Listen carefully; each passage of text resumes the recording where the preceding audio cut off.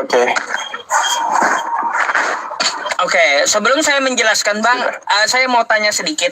Ada nggak di Kristen atau di Katolik membatasi seorang wanita itu berapa batasan dia boleh dinikahi?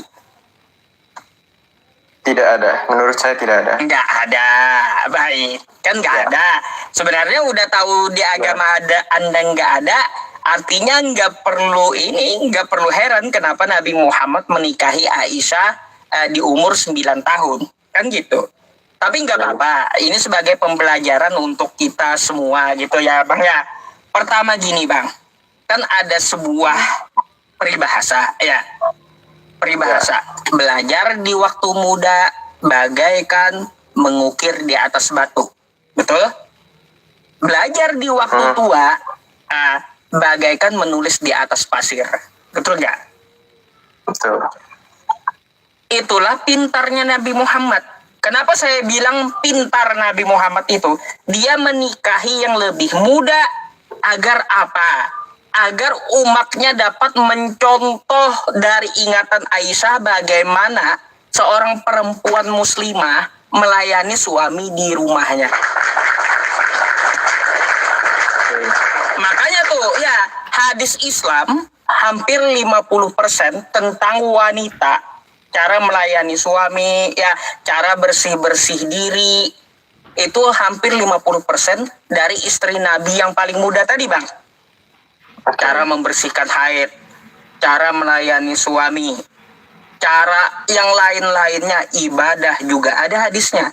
Itulah pintarnya Nabi Muhammad kenapa menikahi yang muda, karena ingatannya kuat.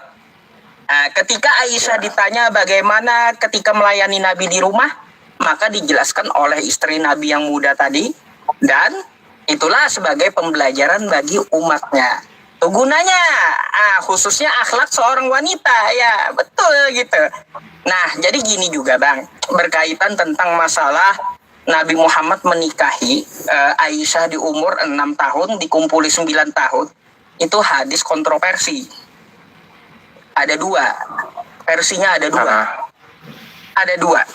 Yang pertama, ya hadis yang pertama dari Sahih Bukhari. Itu di umur 6 sampai 9 tahun.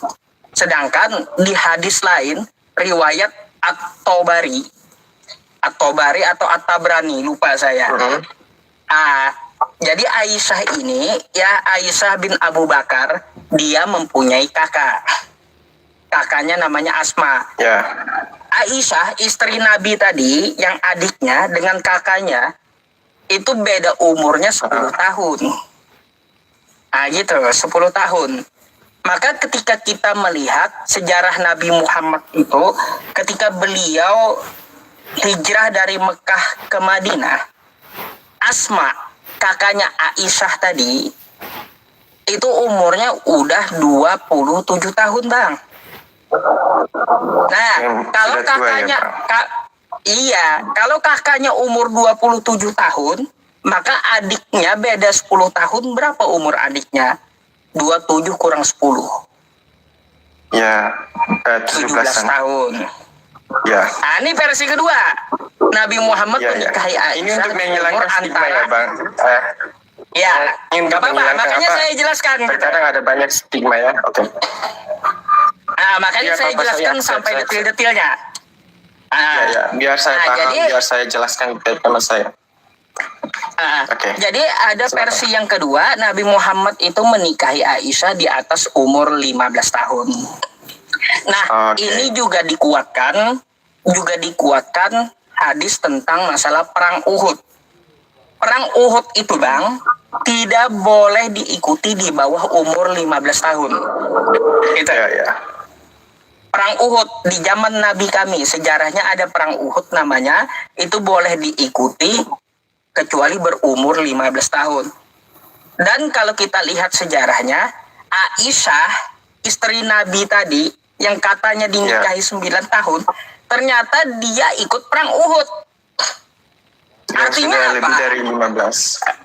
15 tahun lebih udah umur Aisyah itu. Gitu.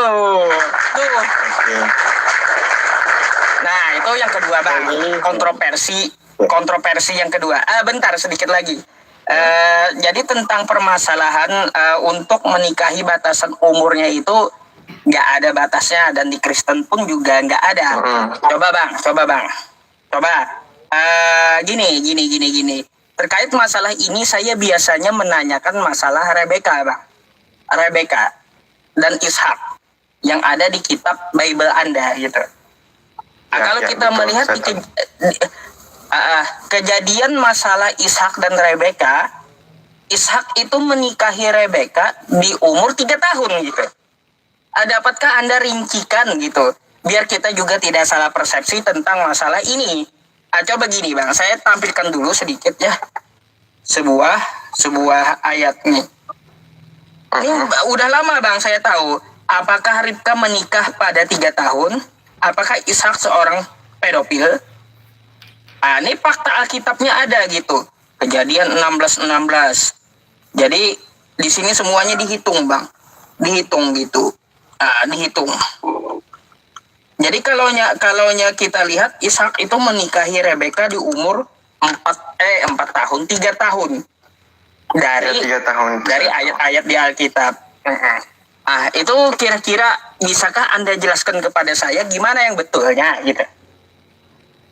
Ya mungkin bagi saya, menurut saya mungkin di zaman itu menikahi kayak anak belum lahir juga kita punya, kalau kita bantu-bantu ibunya kita punya kuasa atas anak itu kan berbedaan zaman kan ya. Makanya saya kayak sama kayak Islam. Kalau di Islam kan dulu juga di agama apapun dulu itu menikahi anak di bawah umur itu hal yang normal. Tetapi ya saya hanya mau bang jelaskan buat saya biar saya pecahkan stigma-stigma perihal Islam. Jadi kalau itu soal Rebeka, jadi mungkin saya belum tahu ya. Baik. Mungkin perihal kalau Rebeka yang nggak tahu jangan berasumsi. Ya. Jadi kalau yang belum tahu kan jangan dipaksa. Abang jelaskan. Iya.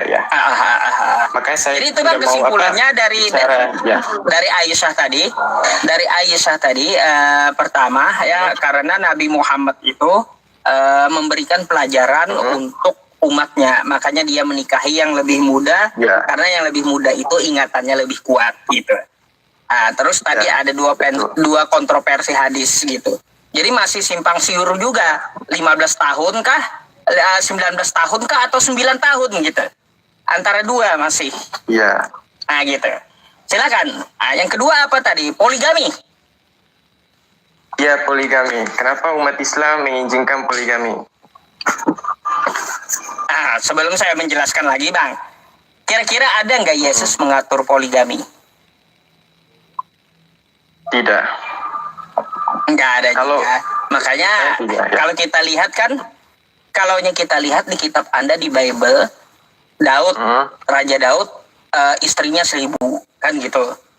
Raja Salomo istrinya 700 kan kayak gitu ya. Tapi bagi kami kan Daud itu nabi. Jadi datang zaman Yesus tidak ada mengatur dan melarang poligami, nggak ada. Maka dari itu Islam datang untuk membatasi bang. Nah, jadi Islam itu datang bukan membolehkan beristri banyak, tapi malah membatasi. Karena di zaman dulu Daud istrinya 1000, terus Salomo istrinya 700. Gak boleh laki-laki Islam seperti itu lagi gitu. Makanya diatur oleh kitab kami. Ya, ada di dalam Quran surah An-Nisa ayat ketiga. Wa in khiftum alla tuqsitu fil yatama fankihu ma tabalakum minan nisa'i masna wa thulatha wa ruba. Kagak boleh lagi istri sampai 1000 sampai 700.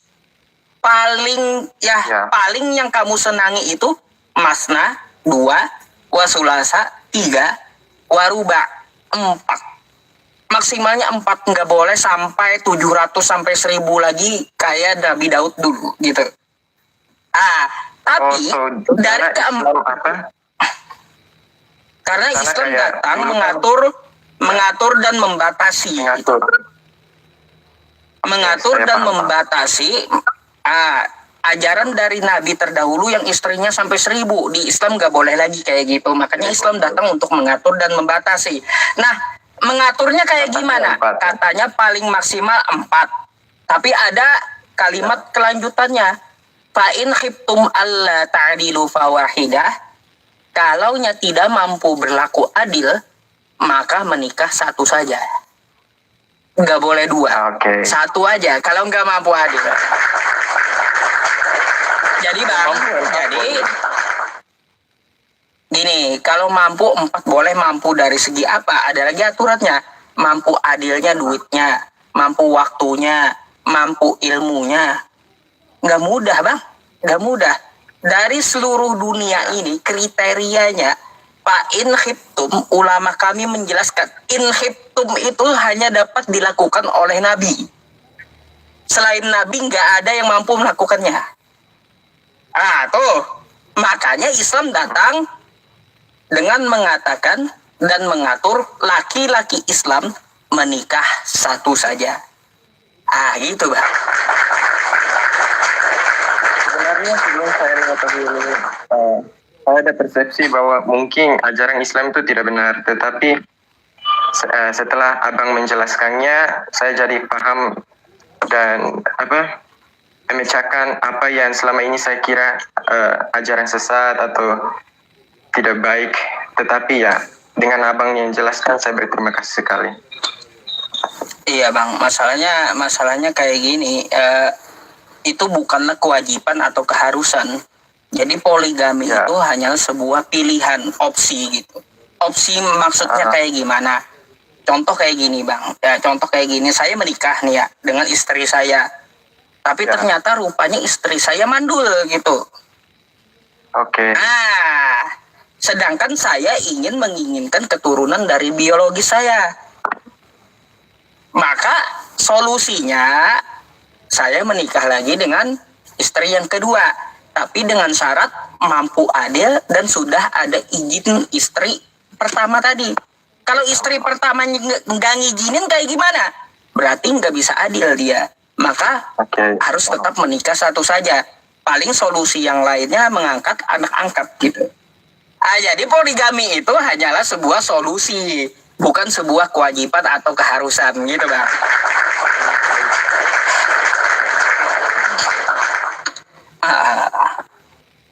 Oke, mungkin ya duanya sudah selesai. Dan 3, ini video yang viral banget di TikTok mengenai kalau umat Islam mati, kalau mereka ke surga akan dilayani oleh bidadari. Itu bagaimana? Gini. Saya jelaskan lagi. Ya, manusia itu kan ditakdirkan berpasangan ya Bang ya.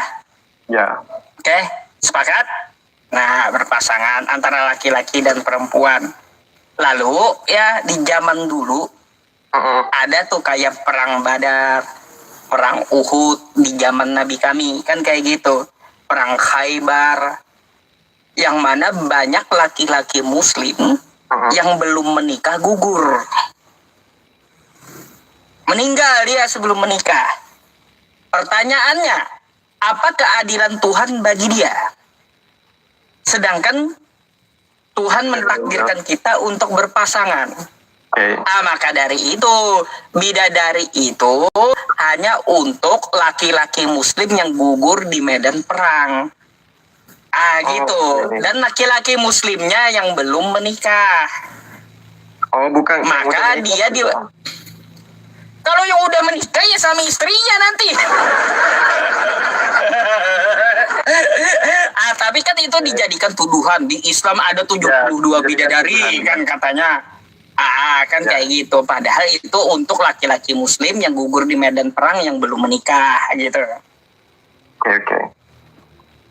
Gitu Bang. Tapi Bang, ngomong-ngomong masalah surga, ya syukron Bang Yasir ya.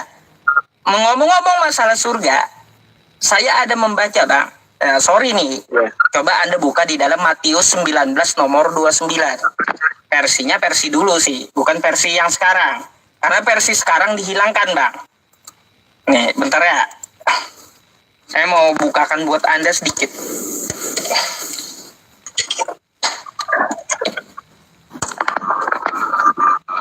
Bentar ya. sabar. Nah nih Bang, Gimana? mari kita baca sedikit ya.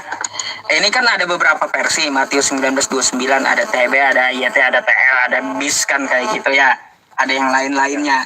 Nah, coba Bang, kalau kita melihat ya dari ini contoh nih MILT nih. Coba kita baca dulu kata Yesus. Dan setiap orang yang sudah meninggalkan rumah atau saudara laki-laki atau saudara perempuan atau ayah atau ibu atau istri. Nah, ini kan ada istri nih. Atau anak atau ladang.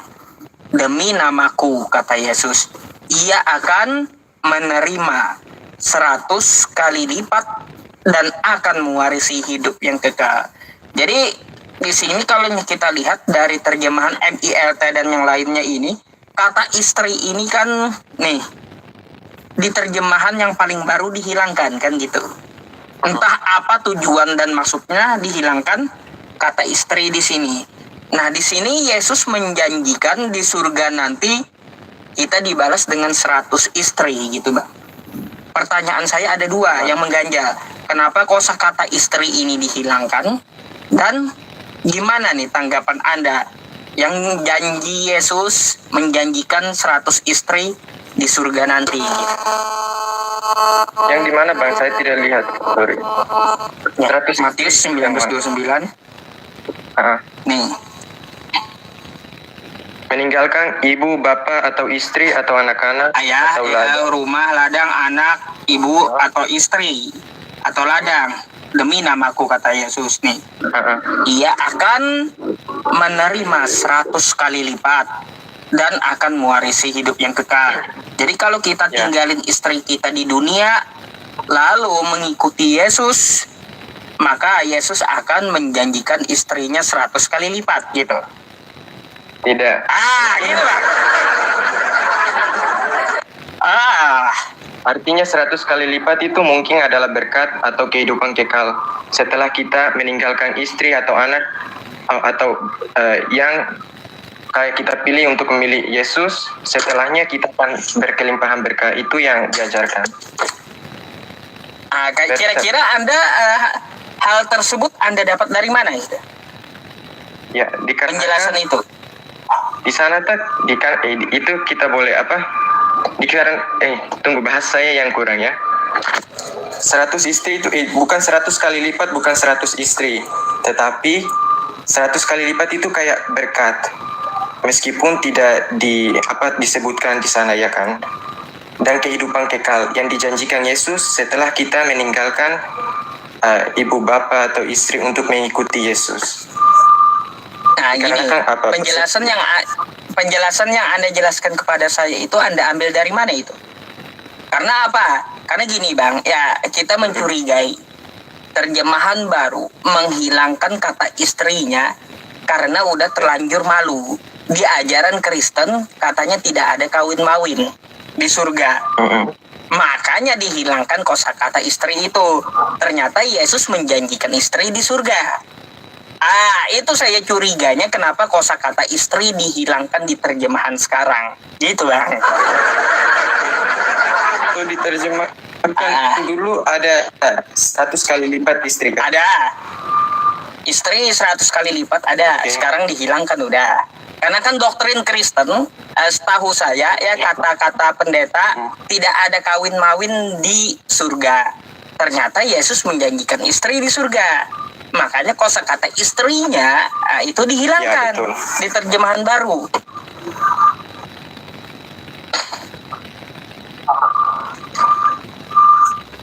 Gitu. Itu sih Bang. Ya, kalau penjelasan Anda itu Anda ambil dari mana, mungkin Anda bisa memberikan referensinya dari saya gitu. Kepada saya bisa diberikan referensinya, maksud saya. Ya. Mungkin saya belum baca yang terjemahan lebih di belakangnya. Nanti baru saya nanti cari dibaca tahu dulu lagi. Bang.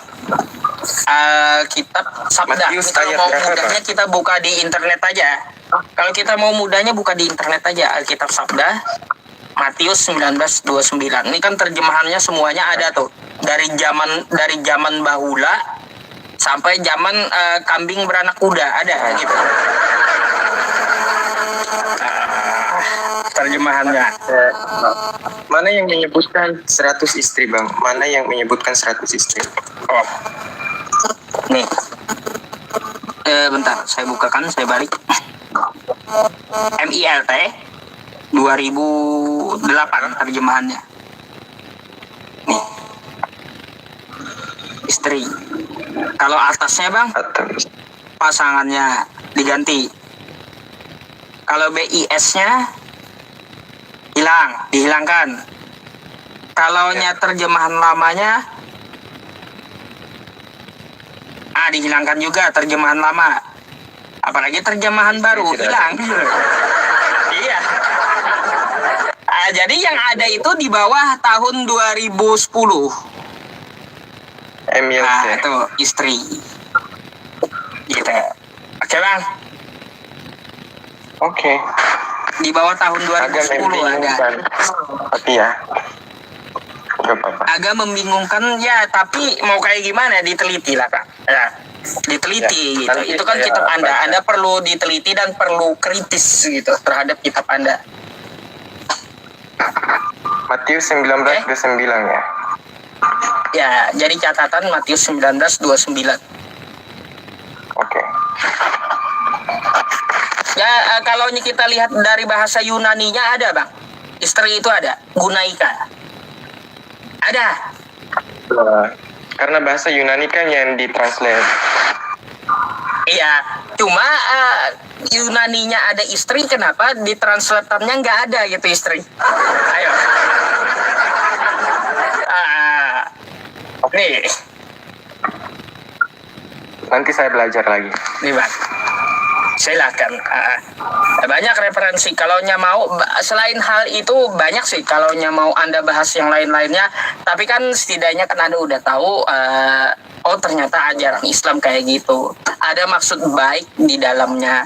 Apa yang dilakukan oleh Nabi dan di dalam ajarannya. Jadi kayak gitu. Betul. Ya, betul. Oke. Dikarenakan sebelum ini saya berterima kasih ya Bang karena sudah menghilangkan stereotip atau stigma mengenai Islam. Saya berterima kasih banyak karena sudah jawab pertanyaannya dengan bagus sekali.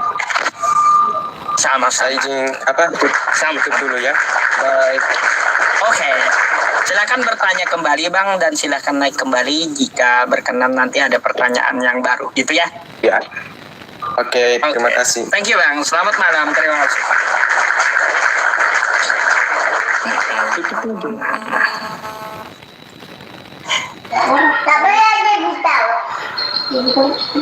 Noise. Malam. Selamat malam Pak Ustadz. Malam. Kapan kau taubat Bang? Open cam. Tunggu. Langsung saya tunggu dulu Pak Ustadz, nyalain dulu. Maaf. Iya, yang saya tanya kapan kau tobat nyembah manusia aja sampai sekarang. Jangan lagi Ibu Pak Ustadz. Fakta itu. Ada sebuah penyampaian dalam Islam ya yang dikatakan ulama, ulil haqqu walau kana murron. Sampaikan dengan jujur meskipun itu menyakitkan. Tuh. Apa yang menyakiti? Apa yang menyakiti Pak Ustaz? Iya. Apa yang menyakiti Pak Ustaz? Fakta. Kau nyembah manusia fakta. Ya, jadi maksudnya karena saya menyembah manusia Pak Ustaz tersakiti gitu. Bukan, karena saya bilang ya kapan kau berhenti nyembah manusia, Kristen yang lain gak sepakat. Saya nggak nyembah manusia katanya. Oh. Ya memang nggak boleh menyembah manusia Pak Ustaz. Yang wajib, yang perlu harus kita sembah itu hanyalah Sang Pencipta yang Maha Kuasa. Itu betul Pak Ustaz. Oh. Berarti nggak boleh nyembah Yesus ya? Yesus tetap saya sembah. Pelit kau. Jadi, Katanya nggak boleh nyembah manusia. Iya, Pak Yesus Ustaz. kan manusia. ya itu kan dari sudut pandang Pak Ustaz. Halo? Dari sudut pandang iman saya, dia Tuhan saya, dia juru selamat saya. Baik, gini aja biar adil. Menurut pandangan saya, menurut pandangan Anda nggak usah. Menurut pandangan Yesus, siapa Yesus? Yesus adalah firman yang jadi manusia. Itu pandangan Anda. Alkitab. Ya, kalau pandangan Alkitab, siapa Yesus? Menurut Yesus, Yesus adalah utusan Tuhan. Dia hamba Tuhan. Betul. Atau dia menyuruh menyembah Tuhan. Kan betul? Ya, semua tertulis. Nah, terus dia itu nabi. Ya, betul. Kan di zamannya orang panggil dia nabi. Ya. Lalu nggak ada dia mengatakan dirinya Tuhan, nggak ada. Aduh. Pertanyaan saya Pak Ustaz, adakah Yesus juga mengatakan saya bukan Tuhan? Atau adakah Yesus mengatakan jangan sembah saya, jangan sembah Yesus? Adakah ayatnya? Yesus hamba Tuhan, ada ayatnya. Ya, betul ada. Saya akui ada Pak Ustaz, ada itu. Pertanyaan saya balik Pak Ustaz. Gampang, sederhana biar kita adil. Pak Ustaz kan menuntut harus ada dalil bahwa Yesus harus mengatakan sendiri sembahlah saya. Pertanyaan saya, adakah Yesus berkata, adakah dalilnya menurut Pak Ustaz yang Yesus berkata jangan sembah saya, jangan sembah Yesus? Adakah dalilnya? Jangan sembah saya. Ya, jangan menyembah Yesus. Adakah dalilnya? Ada, Bang. Coba tunjukkan. Kita baca biar nggak jadi hoax dan tidak jadi fitnah. Di mana Yesus mengatakan jangan sembah saya, jangan sembah Yesus. Di mana dalilnya mengatakan jangan sembah Yesus? Oke. Bentar. Coba Anda buka Lukas 4 nomor 8 dulu. Lukas ya. Jadi konteksnya Yesus harus berkata jangan sembah Yesus ya, Yesus. Jangan menyembah Yesus. Oh, tekstualnya. Ya, Anda. Tekstualnya tidak ada itu. Tidak ada tekstualnya mengatakan jangan menyembah Yesus, jangan sembah saya. Yesus tidak pernah secara langsung menyatakan demikian. Jadi saya supaya imbang, saya pun mempertanyakan hal yang sama, keseimbangan aja Pak Ustaz. Tekstual secara teks. Kalaunya Yesus mengatakan secara tekstual gitu ya, tekstual di kitab Anda, jangan sembah aku, ya nggak ada juga. Ya berarti kan tidak dilarang, berarti boleh kan? Tidak ya terlarang. Sudah, bukan. Dilarang dia karena dia menyuruh menyembah Allah. Ya. Yesus mengatakan. Bentar dulu. Nih. Ada tertulis, engkau harus menyembah Tuhan Allahmu, kepada dia saja engkau berbakti. Jadi menyembah Yesus itu dilarang Yesus. Iya. Oke. Buat dulu. Habiskan dulu Pak Ustaz. Ya iya. Jadi di sini Yesus melarang untuk menyembah dia karena dia menyuruh menyembah Tuhannya dia. Tidak ada, di situ tidak ada tertulis jangan menyembah Yesus, jangan menyembah saya, jangan menyembah Yesus, tidak ada tertulis. Bang, bukan berarti kalau tidak ada tertulis jangan sembah aku lalu Anda boleh menyembah. Enggak. Gini aja. Kalaunya kata Anda jangan sembah aku nggak ada. Terus ya larangan nggak ada, perintah nggak ada. Sekarang kita lihat apa yang diperintahkan Yesusnya. Oke? Yang diperintahkan Yesusnya bukan menyembah dia, tapi menyembah Allah. Artinya, secara kontekstual, di sini Yesus melarang menyembah dirinya, karena hanya satu saja sesembahan, yaitu Tuhan Allahmu. Gitu. Betul. Baik Pak Ustaz, betul. Itu kan begini Pak Ustaz, itu kan penjelasan dari Pak Ustadz yang tentu dalam hal ini konteksnya Pak Ustadz tidak mengimani Yesus sebagai Tuhan. Kami saya pribadi mengimani Yesus sebagai Tuhan, sebagai Allah saya, sebagai juru selamat saya. Itu pegangan saya, justru itu rujukan saya. Saya harus menyembah Yesus karena isi Alkitab itu tadi. Sembahlah Tuhan Allahmu karena Yesus itu Allah saya, Yesus itu Tuhan saya. Jadi saya menyembah dia. Baik. Gitu Pak. Baik, kalau begitu di mana secara tekstual Yesus mengaku Allah? Gimana? Itu tadi sebelum saya jawab, sekarang secara tekstual Bentar, Pak Ustadz jawab, saya- di mana Yesus mengatakan jangan sembah saya bukan Saya Allah. tanya, Saya tanya balik. penjelasan Anda, bentar dulu. Baik. Ya, jadi gini, kita lihat kata Anda Yesus adalah Allah, di mana dia mengaku Allah. Betul, tidak ada. Ya, saya adalah Allah. Tetapi Oh, enggak dalam- ada. Tidak ada. Berarti Tunggu, salah tunggu, penjelasan Anda. Tunggu, bukan salah. Karena Yesus adalah terus Tuhan gimana? saya. Yesus adalah Tuhan saya. Yesus adalah juru selamat saya. Yesus adalah Allah saya. Yesus adalah segala-galanya bagi saya. Maka ayat tadi di dalam Lukas itulah yang menjadi rujukan saya untuk menyembah Dia. Secara tekstual, secara konteks itu, dalam teks itu tidak ada tertulis sembahlah Yesus. Nah, kan saya bertanya balik sama Pak Ustadz, Oke. adakah ayat secara tekstual juga melarang jangan sembah Yesus? Secara Iya. Kita ini kan ambil netral, buang dulu doktrin. Kata Anda, menurut Anda menyembah Yesus karena Anda menuhankan. Menurut saya tidak menyembah Yesus karena saya tidak menuhankan Yesus, kan kayak gitu. Ya, Makanya kita lihat yang tertulis apa yang dikatakan Yesus. Bukan menurut Anda, bukan menurut saya. Menurut Yesus, sembahlah Allah. Ya, Kan gitu. betul, itu ada tertulis. Itu saya tidak bisa bantah. Saya tidak bisa membantah. Oke. Karena memang begini Pak Ustadz, tujuan Alkitab bagi kami orang Kristen, kami meyakini bahwa itu seluruhnya adalah firman Tuhan. Jadi iman kami Baik. fokus, bertitik atau bertumpu kepada isi firman Tuhan itu. Jadi tidak bisa kami mengingkari, khusus saya pribadi, saya tidak Baik. mewakili yang lain, mengingkari bahwa Saya tanggapi. Alkitab itulah pedoman, pegangan hidup kami, tuntunan kami untuk masuk surga. Oke. Itu Pak Ustadz, silakan. Baik.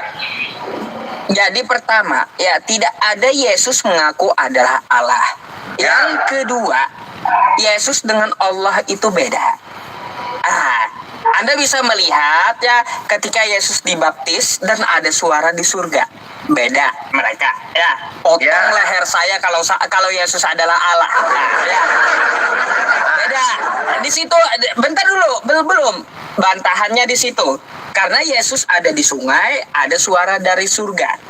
Artinya apa? Yesus dengan Allah, dengan Tuhannya itu beda. Yang ketiga dari Paulus. Paulus mengatakan Yesus itu hamba Allah. Betul. Hamba Tuhannya Abraham. Jadi Yesus dengan Allah beda menurut Paulus. Saya didukung Paulus nih kali ini ya. Yang keempat, kata Anda kitab Anda adalah firman Tuhan semuanya, saya bantah.